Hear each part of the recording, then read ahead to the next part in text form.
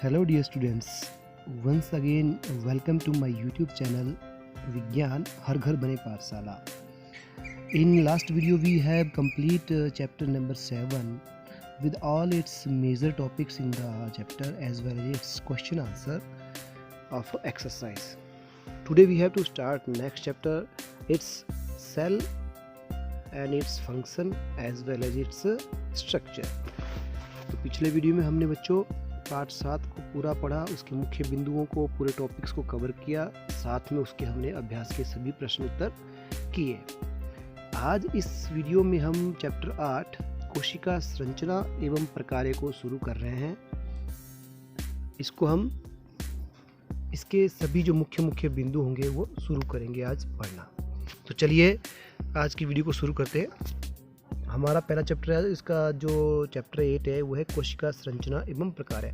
तो सबसे पहले बच्चों आपको ये पता होना चाहिए कि कोशिका का मतलब क्या होता है, कोशिका है क्या, राइट.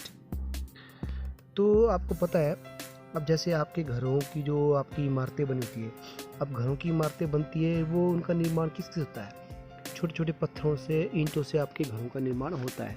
ठीक है, घरों की दीवार होती है वो एक एक ईंट से मिलकर बनती है. बिल्कुल सेम वे उसी तरह से हमारी बॉडी का निर्माण, हमारे शरीर का निर्माण एक छोटी छोटी कोशिकाओं से होता है. आप ये मान के चल सकते हैं जैसे दीवार है, दीवार हमारा शरीर है और दीवार की छोटी छोटी जो ईंटें होती है वो मान लीजिए हमारी कोशिका. तो हमारी बॉडी का निर्माण छोटी छोटी कोशिकाओं से मिलकर होता है और ये छोटी छोटी कोशिकाएं हमारे शरीर में जो है असंख्य है और इनको हम कोशिका कहा जाता है. ठीक है, दूसरे शब्दों में वैज्ञानिक ढंग से बोले हम तो अंगों की संरचनात्मक मूलभूत इकाई को हम कोशिका कहते हैं. यानी हमारे शरीर की संरचनात्मक एवं मूलभूत इकाई को कोशिका कहा जाता है. जैसे मैंने आपको बताया, इसको हम जोड़ सकते हैं घरों की ईंटों से. यानी कोशिकाओं की तुलना जो है ईंटों द्वारा कर सकते हैं हम. जिस प्रकार विभिन्न प्रकार की ईंटों को जोड़कर हमारे भवन का निर्माण होता है, उसी प्रकार अनेक कोशिकाओं को जोड़कर हमारे सजीव शरीर का निर्माण होता है.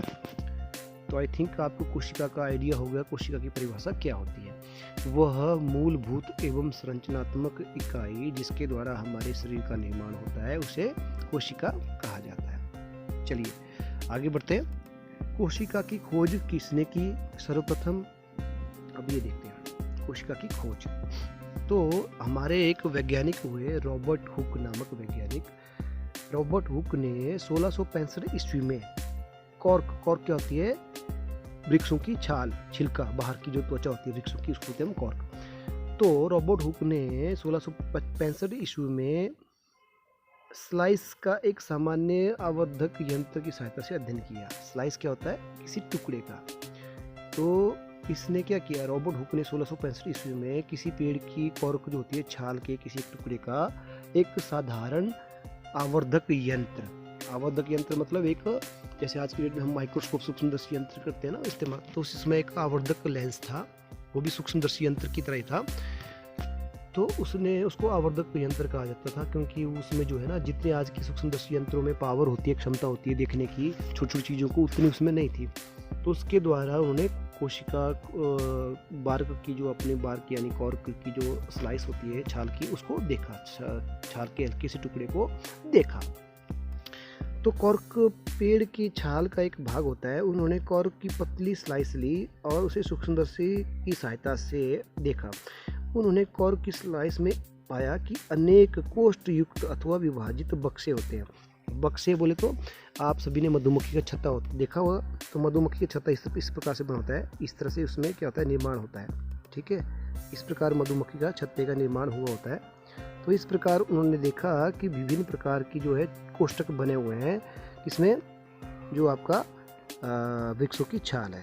ठीक है, तो ये देखिए, ये बना दिया मैंने आपको कोशिका का. तो इस प्रकार जो है कोशिका का एक विभिन्न प्रकार के कोष्ठक बने हुए हैं. तो ये फर्दर क्या हुआ है, इस तरह से कंटिन्यू आगे जुड़े हुए हैं सभी जगह से, यानी इसमें अनेक कोशिकाएं आपस में जुड़ी हुई हैं. तो ये होती है कोशिका.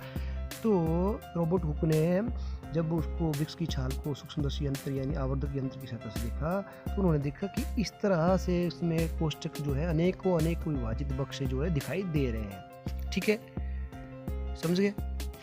फिर उन्होंने क्या किया, उन्होंने ये भी देखा कि एक कोष्ठक अथवा बॉक्स दूसरे के एक दीवार से अथवा विभाजित पट्टी द्वारा अलग हुआ है, यानी जुड़ा हुआ है। ठीक है, हर एक कोशिका एक दूसरे से जुड़ी हुई है। तो रॉबर्ट हुक ने प्रत्येक कोष्ठ को कोशिका का नाम दिया। तब उन्होंने इस कोष्ठ को क्या दिया, कोशिका का नाम दिया। तो हुक द्वारा देखी गई बक्सनुमा संरचनाएं वास्तव में मृत कोशिकाएं थी, क्योंकि आपको पता है जो वृक्ष की बाहरी छाल होती है, कॉर्क होती है, वो बनी होती है मृत कोशिकाओं से। ठीक है, मृत कोशिकाओं से बनी होती है, तभी तो वृक्षों की जो छाल होती है आपने देखोगे काले रंग की होती है मैक्सिमम पेड़ों में, और वह निर्जीव होती है, जिससे क्या होता है पेड़ पौधों की रक्षा होती है बाहरी आघातों से। तो ये बनी होती है मृत कोशिकाओं से, या मृत कोशिकाओं से निर्मित होती है वृक्षों की छाल। तो इसको कहा गया फिर कोशिका। तो रॉबर्ट हुक ने जो देखी कोशिका, वो इस प्रकार उन्होंने क्या किया, एक देखी। तो ये जो दिख रहे हैं ना मधुमक्खी की छत्ते की तरह कोष्ठक दिख रहे हैं, तो ये रॉबर्ट हुक द्वारा जो है वृक्षों की छाल की सूक्ष्मदर्शी यंत्र द्वारा देखी गई, आवर्धक यंत्र द्वारा देखी गई कोशिकाएं हैं। तो उन्होंने इसको कोशिका कहा गया।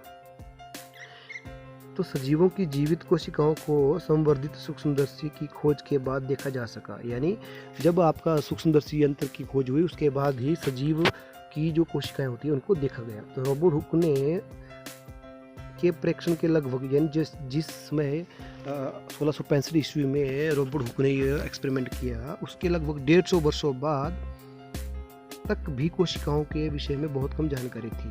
परंतु आज हमें कोशिका की संरचना, कार्य और विषय के बारे में बहुत अधिक जानकारी है। यह अधिक आवर्धन क्षमता वाले सूक्ष्मदर्शी यंत्र की द्वारा ही संभव हो सका है, क्योंकि उसके बाद ही सूक्ष्मदर्शी यंत्र की खोज हुई, यह तभी संभव हो सका है। तो ये थी कोशिका। अब कोशिका क्या होती है इसको पढ़ते हैं हम। देखिए, जैसे मैंने आपको बताया भवन, ईंट आदि जैसे हमारे घरों का निर्माण होता है ईंटों के द्वारा, तो वो भवन की मूलभूत इकाई होती है। सिमिलरली हमारे शरीर की मूलभूत संरचनात्मक इकाई को हम क्या कहते हैं, कोशिका कहते हैं। इसको हम चित्र 8 नीचे देखेंगे।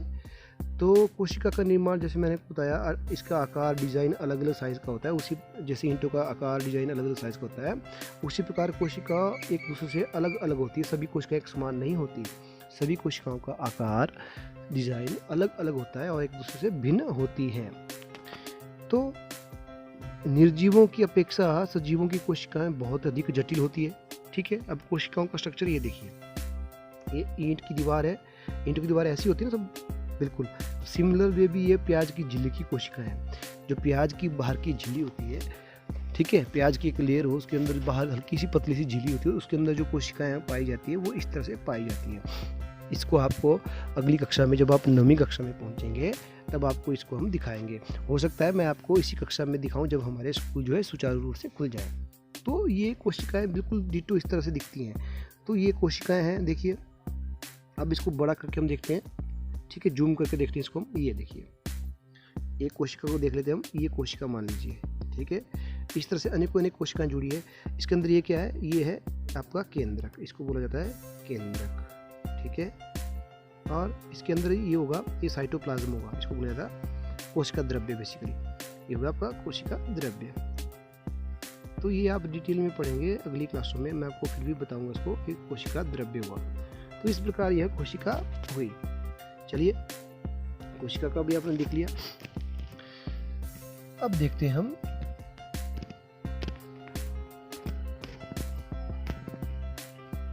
कि सजीवों में कोशिका की संख्या, आकृति एवं साइज अलग अलग होता है। ठीक है, तो जब सूक्ष्मदर्शी यंत्र की सहायता से किसी वस्तु के आवर्धित प्रतिबिंब का अध्ययन किया जाता है, तो कोशिका की संरचना का अध्ययन लगा जाता है पता। हमें कोशिका का अभिरंजक का उपयोग किया जाता है, यानी कोशिकाओं को देखने के लिए हम एक अभिरंजक का उपयोग करते हैं। अभिरंजक मतलब जिसके कारण हम कोशिकाओं को आसानी से देख सकते हैं। ठीक है, पृथ्वी पर लाखों जीव हैं और यह जीव जो है सभी आकृति, साइज में भिन्न भिन्न होते हैं। उनके अंगों की आकृति और साइज अलग अलग होता है, उसी प्रकार उनकी कोशिकाएं भी भिन्न भिन्न होती हैं। ठीक है, अब कोशिकाओं की संख्या कितनी होती है और कोशिकाओं की संख्या के ऊपर जो जीव होते हैं उनको हम कैसे डिवाइड कर सकते हैं, वो हम अभी पढ़ते हैं। तो कोशिकाओं की संख्या देखिए, किसी लंबे वृक्ष अथवा हाथी जैसे विशाल जंतु के शरीर में पाई जाने वाली कोशिकाओं की संख्या आप अनुमान लगा सकते हैं बहुत ज़्यादा होगी, अवश्य होगी। अब यह संख्या अरबों खरबों में हो सकती है। मनुष्य का शरीर हाथी के मुकाबले छोटा होता है, तो उसमें भी कोशिकाएं कई खरब होंगी, लेकिन हाथी के मुकाबले कम होगी। तो जो आकृति एवं साइज बड़ा होगा उसकी कोशिकाएं भी बहुत ज़्यादा होगी, और जो छोटा होगा उसमें थोड़ी कम होगी, लेकिन सभी जीवों में कोशिकाएं असंख्य पाई जाती है। तो कोशिकाओं के विभिन्न समूहों में अनेक प्रकार के कार्य होते हैं। ठीक है, चलिए अब देखते हैं हम कोशिकाओं की संख्या के आधार पर कितने प्रकार के जीव होते हैं। अब देखिए आप, वह जीव जिनका शरीर एक से अधिक कोशिकाओं से बना होता है उनको बोलते हैं बहुकोशिकीय जीव, यानी मल्टी सेलुलर ऑर्गेनिज्म। क्या बोला जाता है?